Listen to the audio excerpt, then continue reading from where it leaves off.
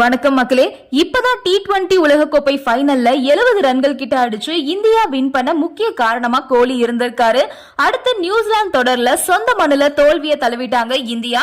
அதுக்கு காரணம் கோலி ரோஹித்தோட poor performance தான். இந்தியா மட்டும் இல்லாம மத்த நாட்டு முன்னாள் வீரர்களும் விமர்சனம் பண்ண ஸ்டார்ட் பண்ணாங்க. ஒரு தொடர்ல சரியா பெர்ஃபார்ம் பண்ணலன்ற காரணத்தால கோலி இத்தனை வருஷமா பண்ண சாதனைகள் எல்லாம் மறந்துட்டு பேசுறது ரொம்பவே வேதனையா இருக்கு.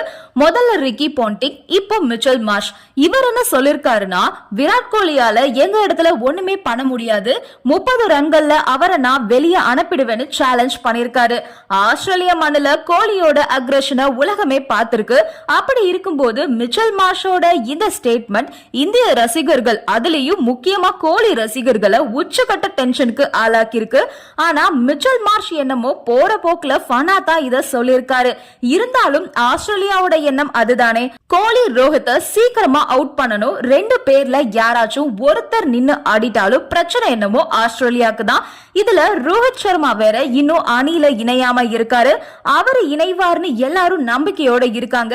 அப்படி ரோஹித் ஆடல அப்படின்னா அவர் இடத்துல KL ராகுல தான் களம் இறக்க அதிகமான வாய்ப்புகள் இருக்கு. பிராக்டிஸ் பண்ணும்போது வீரர்களுக்கு காயம் வேற ஏற்பட்டு இருக்கு. இதெல்லாம் பொருட்படுத்தாம விராட் கோலி வெறித்தனமா பயிற்சியில ஈடுபட்டு வராரு. இப்போ ஃபார்ம் அவுட்ல இருக்க கோலிக்கு ஃபாஸ்ட் பவுலிங்க்கு சாதகமான ஆஸ்திரேலியா ஆடுகளும் அவர் கம்பேக் கொடுக்க சரியா இருக்கும்னு கிரிக்கெட் வல்லுநர்களும் தெரிவிச்சிருக்காங்க. கோலியோட முதல் ஆஸ்திரேலியா டெஸ்ட் டூர்ல பெர்த் கிரவுண்ட்ல தன்னோட சிறப்பான ஆட்டத்தை வெளிப்படுத்தி இருந்தாரு.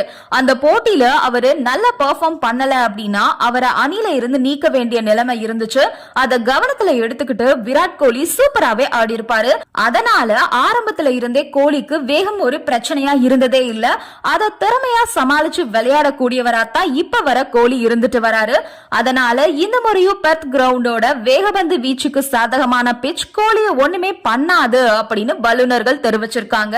இந்த நிலையில தான் மிச்சல் மார்ஷ் விராட் கோலிக்கு எதிராக வகுத்து வச்சிருக்க திட்டம் பத்தி பேசிருக்காரு. அதுல கோலிய களத்துல வம்பளுக்கிற எந்த திட்டமும் எனக்கு இல்லன்னு தெளிவா சொல்லிருக்காரு. அதுக்கு பதிலா தன்னோட பால் மூலமா அவருக்கு பதிலளிக்க விரும்புறதாகவும் சொல்லிருக்காரு. அதோட கோலி 30 ரன்கள் அடிச்சுட்டாரு அப்படின்னா அப்படியே அவரை தோல்ல தூக்கி போட்டு களத்துக்கு வெளியே கொண்டு போய் விட்டுட்டு வருவேன்னு சொல்லிருக்காரு.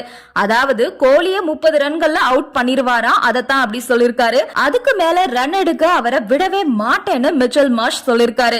இதெல்லாம் மார்ஷ் ரொம்ப ஃபனா தான் பேசியிருந்தாலும் அவரோட எண்ணம் அதுவா தான் இருக்கும்னு நமக்கு தெரியாதா?